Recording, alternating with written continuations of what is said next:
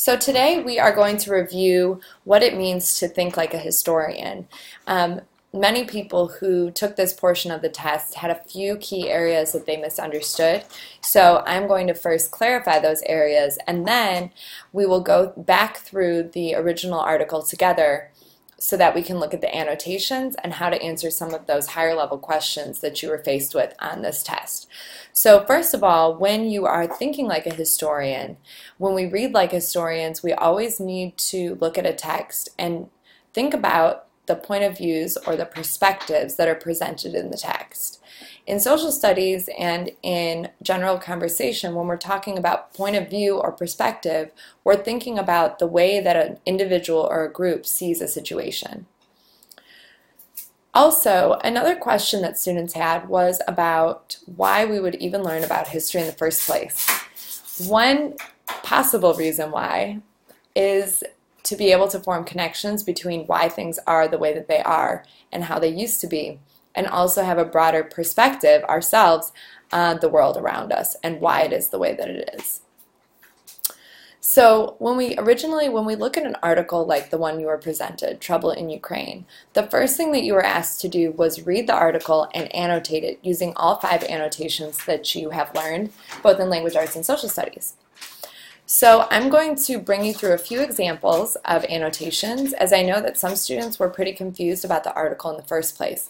Annotations are there to help you break the article down so that you don't feel so confused when you move to the analysis portion of the article. So I start with the title, and the title is Trouble in Ukraine. Immediately, I think that I have a question. So I'm going to underline or highlight that portion of the text, and then write my question right beside it.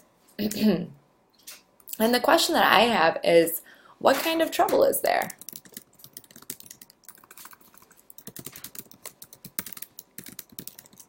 Of course, you would be handwriting it while I am typing. Then I'm going to start reading, and the subtitle says, after a passenger jet is struck down over eastern Ukraine, worldwide tension builds. So then I noticed that there is a passenger jet struck down, and I noticed many students making connections to this. One possible text-to-world connection is that we've seen other instances, like on 9/11, when passenger jets have been somehow attacked. As I begin to read, I notice that there are a lot of proper nouns or names of specific places or people. So that's one thing to note, is when you see these capital letters, you know that it's the name of a person or a specific thing. So the article reads, a missile shot down at a Malaysian airliner over eastern Ukraine on Thursday.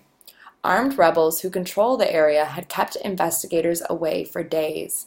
They are suspected of hiding evidence about the attack. So I'm surprised when I read this because it looks like they're saying that a missile, which is a very large weapon, shot down an entire airplane. So I would put an exclamation point and be surprised, even though some of you might not be. The jet was on its way from Amsterdam in the Netherlands to Kuala Lumpur in Malaysia. So even if I've never heard of these places, I know that Amsterdam is in the Netherlands and Kuala Lumpur is a place in Malaysia. There were 298 passengers on board. More than half were Dutch, citizens of the Netherlands, so they actually tell you what Dutch means there as well. The Ukrainian government and pro-Russian rebels have accused each other of bringing down the jet by firing the missile at it. So right here I know that there are 2 different perspectives. There's the Ukrainian government, and then there are the pro-Russian rebels, and I know that they are have two different perspectives because they're both accusing each other. The next sentence reads, many analysts believe Russia is supporting the rebels and may have even fired the missile. Russia's President Vladimir Putin denies both charges. So again, we have a third perspective, who are the analysts, and a fourth perspective, Russia's president. According to one U.S. official, however, Russians likely provided more than one missile system to the rebels in the last week or so. The official asked to remain anonymous. So again, we have a fifth perspective, the U.S. official who believes that Russians provided more than one missile systems to the rebels. But that person decided to remain anonymous, which means that they don't wish to be named. I might highlight that and decide that I disagree with the person's decision to remain anonymous. That could be an example of disagreeing. The final section is titled A Growing Conflict. The conflict in Ukraine has been simmering since early this year. Tensions arose over whether or not the country would have closer cultural and economic ties with Europe or Russia. So I immediately see that there is a conflict between Ukraine and then the two other countries, or one continent and one country, Europe and Russia. The rebels who want closer ties with Russia are fighting for control of eastern Ukraine. So now I know a little bit more about the rebels and their perspective, which is that they want closer ties with Russia and are fighting for control of eastern Ukraine.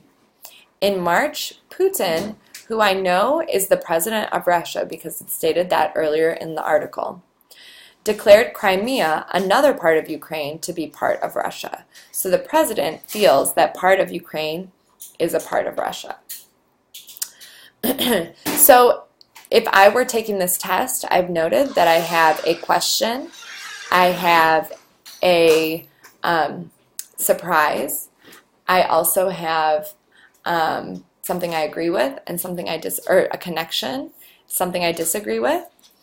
And I might also agree with the statement, the rebels are fighting for control for eastern Ukraine.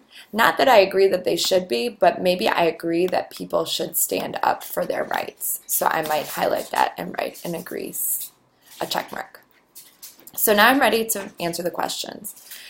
We already talked about two different individuals or groups that were presented in the article. We have Russia, the U.S. official, the analysts, the rebels, and Ukrainian officials. We also have the president of Russia specifically.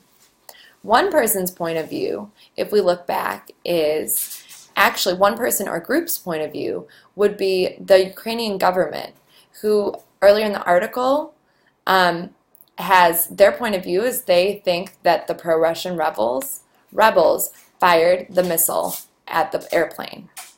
Number 3 asks, why do you think that group or person has that point of view? Use evidence from the article to support your answer. So I might say, I think the government thinks the rebels have done it because the Ukrainian government does not want to be a part of Russia. Number 4 asks for another person or group's point of view.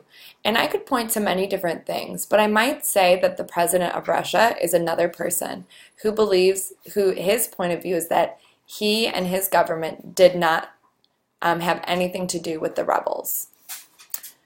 Describe why do I think that person has that point of view? Well, it says up here that Putin declared Crimea to be a part of Russia. So he wants part of Ukraine to be part of Russia. So he might deny being involved in this, which would cause problems for him.